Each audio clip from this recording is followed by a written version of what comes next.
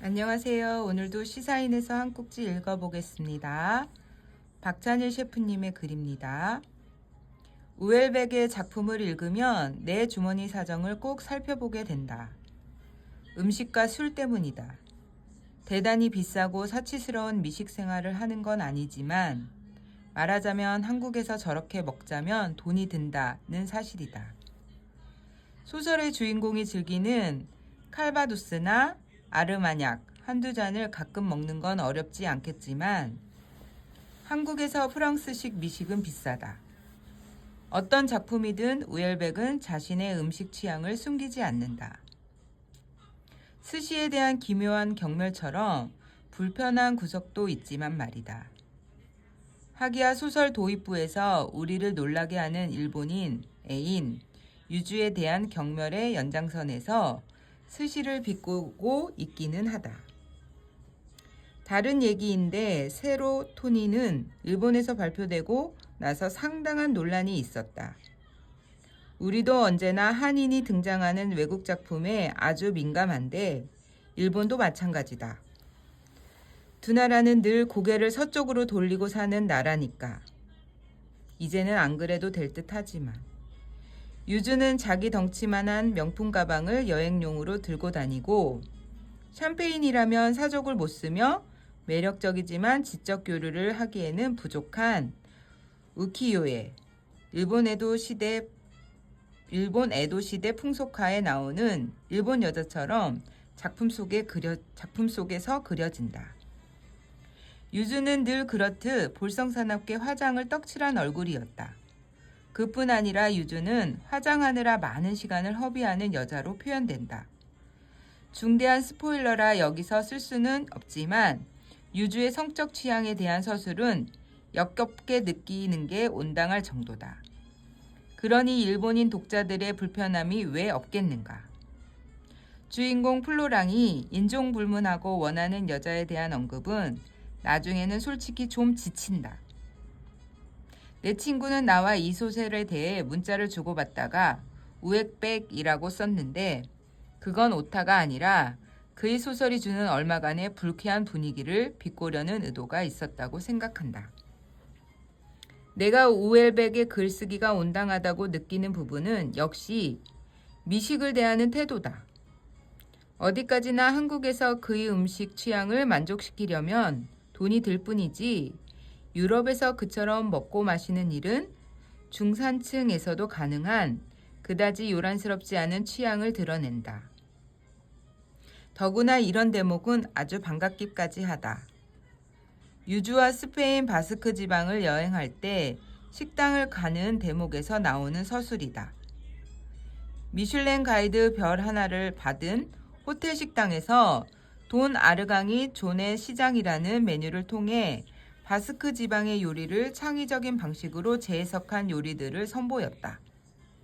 그래서 웨이터들이 문학적인 허세가 가득한 어조로 아미즈 부슈가 어떤 재료로 세심하게 구성되었는지 거창하게 읊는 기벽을 습득하지 않았더라면 이런 호텔 식당들은 참을만 했으리라.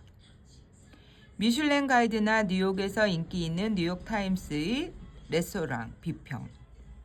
유럽 여러 나라들의 미식 평가가 사실 얼마나 어처구니 없는 짓들을 벌이는지 아는 나로서는 차라리 이런 묘사들엔 박수를 보낼 수 있다. 아, 저 지긋지긋한 창의적인 재해석이란 문장에 대해 우엘백도 구토를 하고 있구나 하고 동지적 연대를 보내고 싶은 대목이다. 프랑스 농업학교 출신으로 살아가던 주인공 플로랑은 우울증으로 캅토릭스라는 신약을 처방받는다. 그는 사랑과 연애에 여러 번 실패했으며 우울증 약의 부작용으로 발기부전도 겪는다. 그는 어느 날 아무런 암시 없이 자기 집에서 증발하기로 결심한다. 사실 그건 증발이라기보다는 농업학교 시절 사귀었다가 끝내 지키지 못했던 옛 애인에 대한 갈망에 복잡한 속내와 관련된 일탈이기도 하다. 그는 주로 흡연이 가능한 호텔을 찾으며 그곳에서 장기 숙박을 한다. 그건 유주로부터 탈출이기도 한데 몬산토에서 일하던 그는 새 직장으로 노르망디 지역의 치즈 등 유제품을 홍보하는 태스크포스 팀에 지원하기도 한다. 이 시도는 나중에 농업학교 시절 친구인 에메릭을 찾아서 노르망디에 찾아가게 되는 소설의 결말로 연결되는 이야기이다. 에메릭은 고향인 노르망디에 돌아가서 자연적인 농법으로 소를 키우고 젖을 짜는 일을 하지만 변화하는 시대에 발맞추지 못하고 끝내 비극적인 운명을 마주치게 되는 인물이다. 플로랑은 어쨌든 노르망디 3대 귀족 치즈인 카망베르, 퐁레베크, 리바로를 홍보하는 노르망디의 관청에 지원하게 된다. 소설에서 노르망디의 치즈는 자주 등장한다.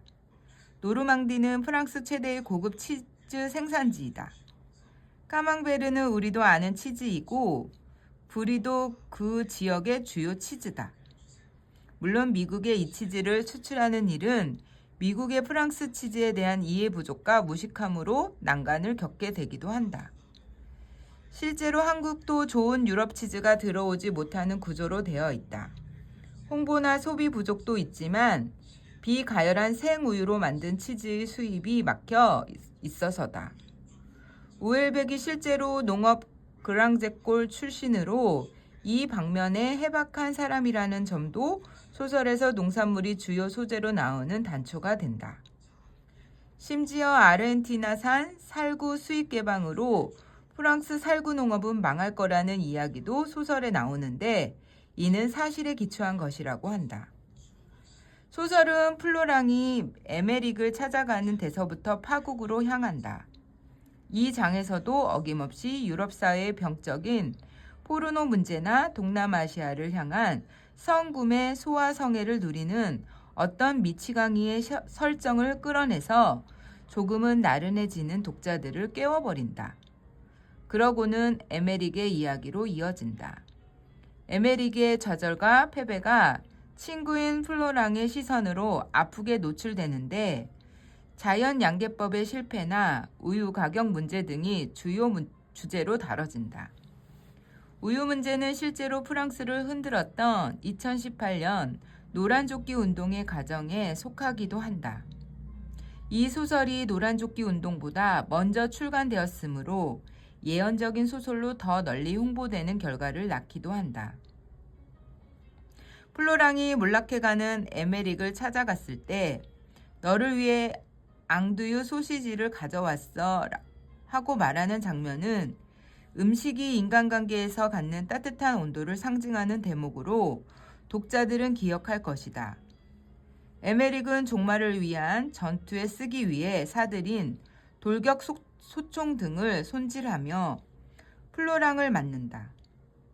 플로랑은 분위기를 띄워보고자 둘 사이의 오랜 우정을 상징하는 서민적인 음식인 앙두유 소시지를 잘랐다. 그는 외모가 변해 있었다. 퉁퉁해지고 코는 빨간 딸기코가 되었고 무엇보다도 시선이 섬뜩했다. 소설에 핑크 플로이드의 음악이 나오는 장면이 있다. 우엘백과 비슷한 연배의 서구 사람들이 핑크 플로이드에게 받았던 영향을 생각하면 그저 심심해서 핑크 플로이드가 나오는 것은 아닐 테다. 핑크 플로이드 하면 하드록을 떠올리지만 이 노래는 어쿠스틱 기타로 연주하는 슬프고 감미로운 곡이다. 여기에 우리에게도 잘 알려진 차일드 인 타임도 거론된다. 소설을 읽다가 두 노래를 유튜브에서 찾아 들었다. 작가와 접점 하나가 생겼군. 하고 나는 중얼거렸다. 네, 여기까지 미셸 우엘백 프랑스 작가죠. 그의 세로토닌이라는 독서 감상문을 함께 읽어봤습니다. 오늘도 여전히 많이 실수를 하면서 읽었는데 함께 읽어주셔서 감사합니다.